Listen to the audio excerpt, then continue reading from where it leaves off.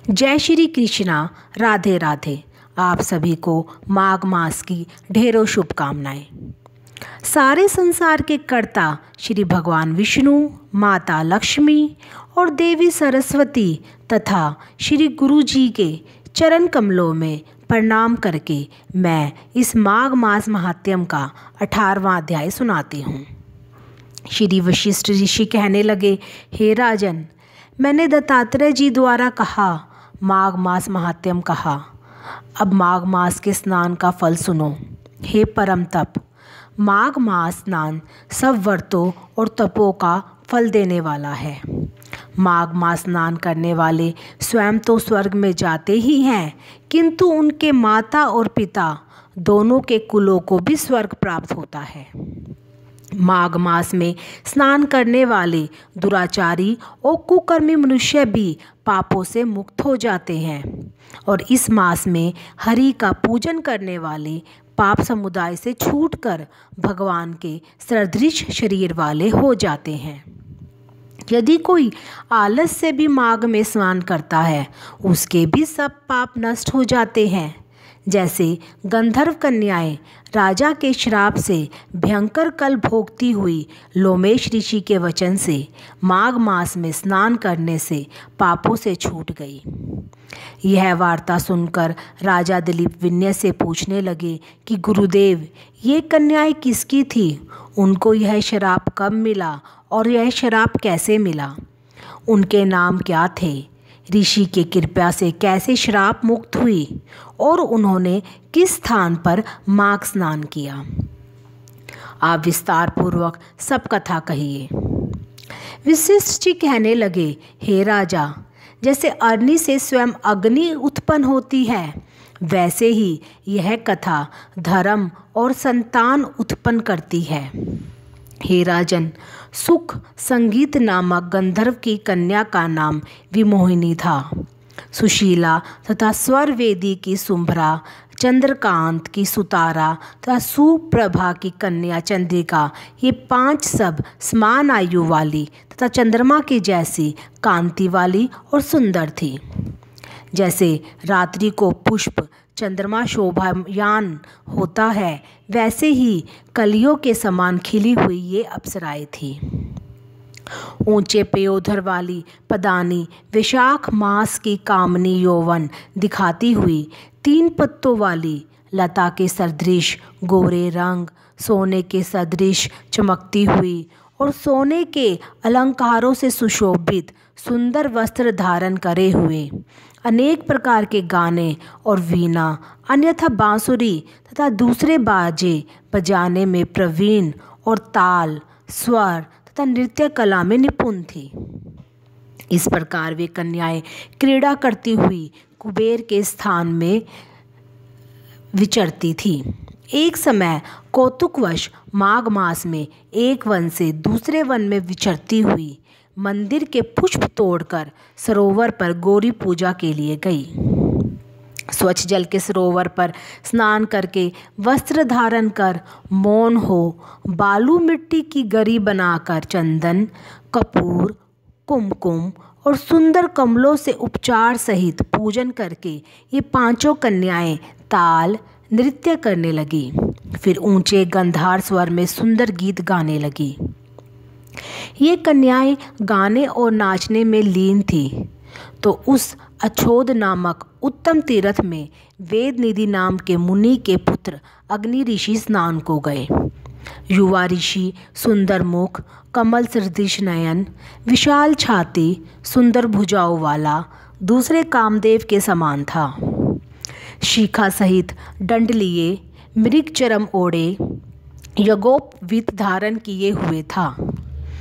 उसको देखकर 5 कन्याएं मुग्ध हो गई और उसका रूप एवं यौवन देखकर कामदेव से पीड़ित हो देखो देखो ऐसा कहती हुई उस ब्राह्मण के चित्त में कामदेव का डर उत्पन्न करने लगी और आपस में विचार करने लगी कि यह कौन है।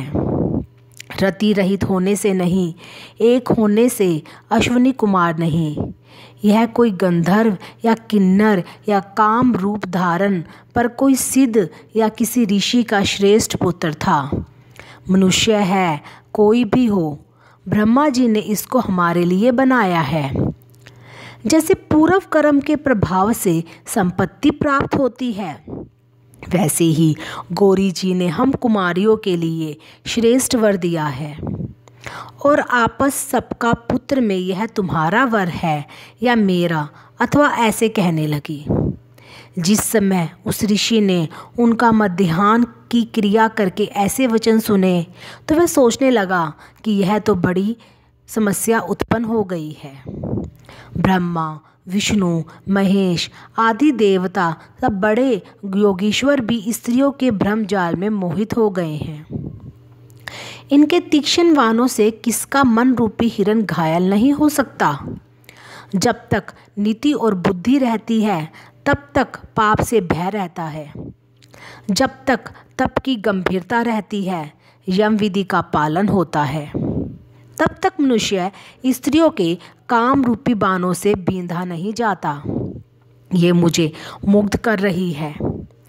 किन गुणों से धर्म की रक्षा हो सकती है? स्त्रियों के मांस, रक्त, मूत्र से बने घृणित और अशुद्ध शरीर में कामी लोग ही सुंदरता की कल्पना करके रमन कर सकते हैं। शुद्ध बुद्धि वाले महात्माओं ने स्त्रियों के पास रहना कष्टकारक कहा है। सो जब तक यह पास आवे घर चले चलना चाहिए। अतः जब तक वह उसके पास आई वह योग बल से अंतर्ध्यान हो गया। ऋषि पुत्र के ऐसे अद्भुत कर्म देखकर वह चकित होकर डरी हुई चारों तरफ देखने लगी और आपस में कहने लगी, यह क्या इंद्रजाल था जो देखते देखते विलीन हो गया। और वह विरह की अग्नि में जलने लगी और कहने लगी कि हे कांत, तुम हमको छोड़कर कहाँ चले गए? क्या तुमको ब्रह्मा ने हमको विरह रूपी अग्नि ये जलाने के लिए ही बनाया था? क्या तुम्हारा चित्त दया रहित है जो हमारा चित्त दुखा कर चले गए? क्या तुमको हमारा विश्वास नहीं? क्या तुम कोई मायावी हो? बिना किसी अपराध के लोगों पर क्यों क्रोध करते हो? हे हृदयेश्वर, तुम्हारे बिना हम नहीं जीवेंगी। जहाँ पर आप गए हो शीघ्र हमें ले चलो, हमारा संताप हरो और हमको दर्शन दो। दया करो, सज्जन लोग किसी का नाश नहीं देखते। विष्णु भगवान की आरती। ओम जय जगदीश हरे स्वामी, जय जगदीश हरे। भक्त जनों के संकट, दास जनों के संकट क्षण में दूर करे। ओम जय जगदीश हरे। जो ध्यावे फल पावे, दुख विन से मन का स्वामी, दुख विन से मन का। सुख संपत्ति घर आवे, सुख संपत्ति घर आवे, कष्ट मिटे तन का। ओम जय जगदीश हरे। मात पिता तुम मेरे, शरण गहूँ मैं किसकी स्वामी, शरण गहूँ मैं किसकी। तुम बिन और न दूजा, प्रभु बिन और न दूजा, आस करूँ जिसकी। ओम जय जगदीश हरे। तुम पूरन परमात्मा, तुम अंतर्यामी स्वामी, तुम अंतर्यामी। पार ब्रह्म परमेश्वर, पार ब्रह्म परमेश्वर, तुम सबके स्वामी। ओम जय जगदीश हरे। तुम करुणा के सागर, तुम पालन करता स्वामी, तुम पालन करता। मैं मूरख खल खामी, मैं सेवक तुम स्वामी, कृपा करो भरता। ओम जय जगदीश हरे।